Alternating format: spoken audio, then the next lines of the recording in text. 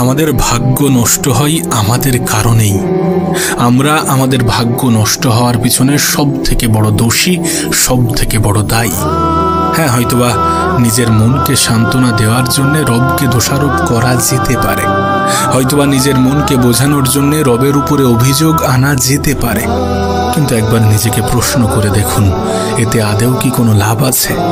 আপনি যে আপনার রবকে বলেন যে কেন আমার সাথে এমনটা হয়, কেন আমার জীবনে এত বেশি খারাপ সময় আসে, কেন আমি এত বেশি কঠিন সময়ের মুখোমুখি হই, কেন আমার ভাগ্য এত খারাপ, আপনি যে আপনার রবের উপরে প্রশ্ন তোলেন, এতে আদেও কি কোনো লাভ আছে, যেখানে আমরা নিজেরাই নিজেদের ভাগ্য নষ্ট করছি?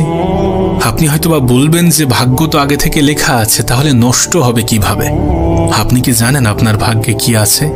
আমি কি জানি আমার ভাগ্যে কি আছে? আমরা কি জানি আমাদের ভাগ্যে কি আছে? তাহলে ভাগ্যের দোষারোপ দিয়ে কি কোনো লাভ আছে? ভাগ্যের দোহাই দিয়ে হাত গুটিয়ে বসে থেকে কি কোনো লাভ আছে? আদেও কি কোনো লাভ আছে? নিজেকে প্রশ্ন করুন, অনেক সমস্যার সমাধান পেয়ে যাবেন। যখন আমাদের সাথে খারাপ কিছু ঘটে, যখন আমাদের মনের মতো কিছু হয় না, তখন আমরা বলি যে আমাদের ভাগ্য খারাপ, তখন আমরা বলি যে আমাদের কপাল খারাপ, তখন আমরা বলি যে আমাদের নসিব খারাপ। আর এটা বলে আমরা হাত গুটিয়ে বসে থাকি, আমরা নিজেকে সারেন্ডার করে বসে থাকি। কিন্তু আলটিমেট দিন শেষে এটা জানা যায়, এটা বোঝা যায়, এটা আমরা প্রত্যেকেই জানি যে আমাদের ভাগ্য সম্বন্ধে আমরা অবগত নই। তুমি যে বলো যে তোমার ভাগ্য খারাপ, তুমি কি তোমার ভাগ্য সম্বন্ধে জানো? জীবনের কোনো একটা ক্ষেত্রে হয়তোবা আমি বিফল হয়েছি, জীবনের কোনো একটা ক্ষেত্রে হয়তোবা আমি জিততে পারিনি, তার মানে এমনটা নয় যে আমি হেরে গেছি, তার মানে এমনটা নয় যে আমার জীবনে আর ভালো কিছু ঘটবে না, আমার জীবনে আর কখনো পরিবর্তন আসবে না, আমি জীবনে বড় কিছু করতে পারবো না, আমার ভাগ্য খারাপ। মনে রাখবেন, আমাদের রব আমাদেরকে ছোট জিনিস থেকে বঞ্চিত করে অনেক সময় অনেক বড় জিনিসকে উপহার হিসাবে আমাদের জীবনে পাঠান।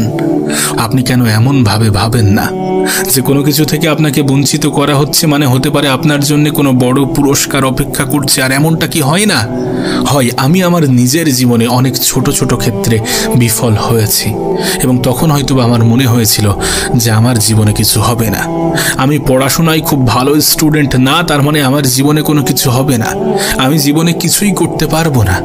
বিষয়টা কিন্তু এমন নয়। একটা মানুষ সব সময় সব কিছুতে পারদর্শী হয় না। আপনি হয়তোবা কোনো কিছুতে দুর্বল, কিন্তু আপনার বন্ধু হয়তোবা সেই ক্ষেত্রে পারদর্শী। আবার এমনটাও হতে পারে যে আপনি যে ক্ষেত্রে পারদর্শী, আপনার বন্ধু হয়তোবা সেই ক্ষেত্রে দুর্বল। আর আমাদের রব আমাদেরকে নিঃস্ব করে পাঠাননি, আমাদের প্রত্যেকের মধ্যেই এমন কিছু জিনিস দিয়ে পাঠিয়েছেন যেটা দিয়ে আমরা আমাদের জীবনটাকে সুন্দর করতে পারি, পরিবর্তন করতে পারি। দেখেন, কোথাও আপনার মূল্য দেওয়া হচ্ছে না, তার মানে হতে পারে আপনি ভুল জায়গায় অবস্থান করছেন। কোনো একটা স্থানে, কোনো একটা ক্ষেত্রে আপনার মূল্যায়ন করা হচ্ছে না, তার মানে এমনটাও হতে পারে যে আপনি কোনো ভুল জায়গায় অবস্থান করছেন। নিজেকে দুর্বল ভাবার, নিজেকে ছোট ভাবার, নিজের ভাগ্য খারাপ এমনটা মনে করার কোনো জায়গা নেই, কোনো সুযোগ নেই। যদি আমরা আমাদের রবের উপরে বিশ্বাস রাখি, তাহলে আমরা কখনোই হতাশ হব না। যদি আমরা আমাদের রবের উপরে বিশ্বাস রাখি, তাহলে কখনোই আমরা আমাদের রবকে প্রশ্ন করব না, এমন কোনো প্রশ্ন করব না যেটা শোনার পরে আমাদের রব আমাদের উপর থেকে নারাজ হয়ে যান। দেখুন, আমরা হয়তো অনেক সহজে হার মেনে নিতে পারি এটা বলে যে আমাদের ভাগ্যটা খারাপ। অলসতাকে নিজের জীবনে প্রশ্রয় দেওয়ার এটা একটা খুব সুন্দর মাধ্যম যে আমরা বলে নিতে পারি, আমরা বলে দিতে পারি যে আমাদের ভাগ্য খারাপ।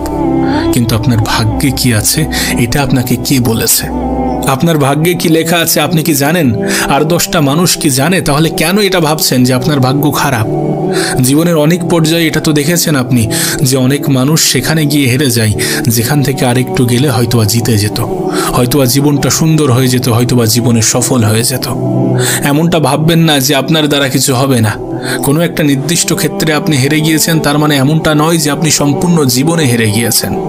আপনার কাছে অনুরোধ করব, ভাগ্যের দোহাই দিয়ে রবকে দোষারোপ করে নিজের উপর থেকে এবং নিজের রবের উপর থেকে বিশ্বাস হারিয়ে নিজের মন খারাপের কারণ নিজেই হতে যাবেন না। আমরা বলি যে আমাদের ভাগ্য খারাপ, অথচ আমরা আমাদের সময়ের অপচয় করি। আমরা বলি যে আমাদের ভাগ্যে ভালো কিছু নেই, অথচ আমরা সময়ের অপচয় করে যাচ্ছি লাগাতার। আপনার রব যখন সময়ের কসম দেন, আপনার রব যখন আপনাকে বলেন যে সময় কতটা গুরুত্বপূর্ণ, পবিত্র কোরআন কোরআনে যখন বিভিন্ন আয়াতের মাধ্যমে আল্লাহ পাক সময়ের গুরুত্ব ব্যাখ্যা করেন, বোঝান, তখন আমরা সেই সময়ের অপচয় করছি আর নিজেকে বলছি যে আমার ভাগ্যটাই খারাপ। ভাগ্য খারাপ নয়, এটা আমাদের অজুহাত দেওয়ার একটা মাধ্যম। ব্যর্থতা আসে, মানুষের জীবনের সফলতাই একমাত্র অংশ নয়। মানুষের জীবন দুটি অংশে বিভক্ত, এক হচ্ছে ব্যর্থতা, এক হচ্ছে সফলতা। আর বেশিরভাগ মানুষের জীবনের সফলতা আসার আগে ব্যর্থতাই আসে। বেশিরভাগ মানুষ জীবনে সফলতার মুখ দেখার আগে অনেকবার ব্যর্থতার মুখোমুখি হয়ে থাকে। আমি তো বলবো, আপনার জীবনে যদি ব্যর্থতা আসে তাহলে এটা আপনার জন্য একটা মেসেজ যে সফলতাও আপনার খুবই সন্নিকটে। হতাশ হবেন না, নিরাশ হবেন না, রবের উপর থেকে বিশ্বাস হারাবেন না। নিঃসন্দেহে তিনি সর্বশ্রেষ্ঠ পরিকল্পনাকারী। নিঃসন্দেহে তিনি আপনার শুভ আকাঙ্ক্ষী, আমাদের শুভ আকাঙ্ক্ষী। তিনি জানেন আমাদের জন্য কোনটা সঠিক, আমরা জানি না। সেই জন্য যখন আমাদের সাথে খারাপ কিছু ঘটে আমরা মনে করি যে আমাদের সাথে সত্যি খারাপ কিছু হয়েছে, কিন্তু বাস্তবে এমনটা নয়। অনেক সময় খারাপ কিছুর মধ্যে ভালো কিছু লুকিয়ে থাকে। যেটাকে আমরা খারাপ ভাবছি হতে পারে সেটা আমাদের জন্য খারাপ নয়। এটা রব বেতার জানেন, রব আমাদের থেকে ভালো জানেন। তিনি তো আমাদেরকে স্পষ্ট করেছেন, আমাদেরকে জানিয়েছেন যে তিনি আমাদের পরীক্ষা নেবেন। এ পৃথিবী তো আরাম আয়েশের জায়গা নয়। এখানে পরিশ্রম করতে হবে, এখানে স্ট্রাগল করতে হবে, এখানে দুঃখ কষ্টের মুখোমুখি হতে হবে। এটা তো আপনার রব আপনাকে স্পষ্ট করেছেন। তাহলে কেন এমনটা ভাবছেন যে পৃথিবী জান্নাত? যদি জান্নাত না ভাবতেন তাহলে সব সময় যে সুখে থাকবেন, কেন এমনটা মনে করছেন? যাদের জীবনে কষ্ট বেশি তাদেরকে রব বেশি ভালোবাসেন। যখন আপনার রব এগুলোকে স্পষ্ট করেন তখন কেন আপনি আপনার রবের উপরে সন্দেহ করেন? তখন কেন আপনি আপনার রবের উপরে প্রশ্ন তোলেন? বিশ্বাস করেন, আমাদের ভাগ্য খারাপ হওয়ার পিছনে আমরা নিজেরাই দায়ী। কারণ আমরা এটা মেনে নিয়েছি যে আমাদের ভাগ্যটা খারাপ। আমরা এটা মেনে নিয়েছি যে আমাদের ভাগ্যে আর কিছু হবে না, আমাদের জীবনে ভালো কিছু হবে না। আমরা এটা মেনে নিয়েছি যে আমাদের রব আমাদেরকে ভালোবাসেন না, কিন্তু বাস্তবতাটা সম্পূর্ণ ভিন্ন। আমাদের ভাগ্যে কি আছে আমরা কেউই জানি না। আমাদের রব আমাদের থেকে অনেক বেশি ভালোবাসেন আমাদেরকে, এবং তিনি আমাদের জন্য যেটা করেন সেটা আমাদের ভালোর জন্য করেন। আজ হয়তোবা আপনার কাছে খারাপ মনে হতে পারে, আপনার জীবনে হয়তোবা খারাপ কিছু ঘটছে, হয়তোবা মনের মতো সব কিছু হচ্ছে না। আপনি বলতে পারেন যে আমার জীবনে সবসময় দুঃখ, সবসময় কষ্ট। তবে আপনার রব কিন্তু উল্লেখ করেছেন যে কষ্টের সাথেই আছে স্বস্তি। আর এটা উল্লেখ করে আপনার রব আপনাকে বোঝাতে চাইছেন যে হতাশ হইও না, নিরাশ হইও না, মন খারাপ করো না, আমার উপর থেকে বিশ্বাস হারিও না।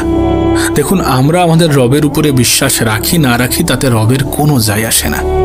আমরা আমাদের সৃষ্টিকর্তা, আমরা আমাদের আল্লাহর উপরে আস্থা ভালোবাসা রাখি না রাখি তাতে তার কোনো যায় আসে না। তবে হ্যাঁ, তিনি খুশি হন। তিনি খুশি হন যখন তার সৃষ্টি, যখন তার বান্দা তাকে ডাকেন, তাকে স্মরণ করেন। তাই বলবো, জীবনের কঠিন সময়গুলোতে, খারাপ সময়গুলোতে আমার ভাগ্য খারাপ, আমার কপাল খারাপ এমনটা না ভেবে নিজের রবকে স্মরণ করুন এবং বলুন, আপনি আমাকে জীবনে যতটা দিয়েছেন তার জন্য আপনাকে কোটি কোটি শুকরিয়া। আর আমি জানি আমার জীবনের এই কঠিন সময়, খারাপ সময়গুলো ক্ষণিকের। আমি জানি আপনি আমার জীবনে পরিবর্তন এনে দেবেন। আমি জানি আপনি আমাকে সুখের মুখ দেখাবেন। আপনার উপরে সম্পূর্ণ আশা, বিশ্বাস, ভরসা, আস্থা সব কিছু আছে। আমি আমার ভালো সময়গুলোতেও আপনার শরণাপন্ন হব, আমার খারাপ সময়গুলোতেও আপনার শরণাপন্ন হব। আপনি আমাকে যে অবস্থাতে রেখেছেন, যতটা দিয়েছেন তার জন্যে আলহামদুলিল্লাহ। এবং আমার জীবনে আর যা যা ঘটবে সেগুলোর জন্যেও আলহামদুলিল্লাহ। অতীতে যেগুলো ঘটেছিল সেগুলোর জন্যেও আলহামদুলিল্লাহ। আপনার উপরে আমার কোনো অভিযোগ নেই। যদি আমার সাথে খারাপ কিছু ঘটে তাহলে সেটাও আমার জন্য ভালো, যদি আমার সাথে ভালো কিছু ঘটে তাহলে সেটাও আমার জন্য ভালো। আমি আমার মনের অজান্তে যদি আপনাকে অভিযুক্ত করে থাকি, আমাকে ক্ষমা করে দেবেন। আপনি ক্ষমা না করলে আমার জীবন কখনোই ভালো হবে না। আপনি ক্ষমা না করলে আমার জীবন কখনোই সুন্দর হবে না। আপনি ক্ষমা না করলে আমার কাছে সবকিছু থাকা সত্ত্বেও আমি মানসিক শান্তি পাব না।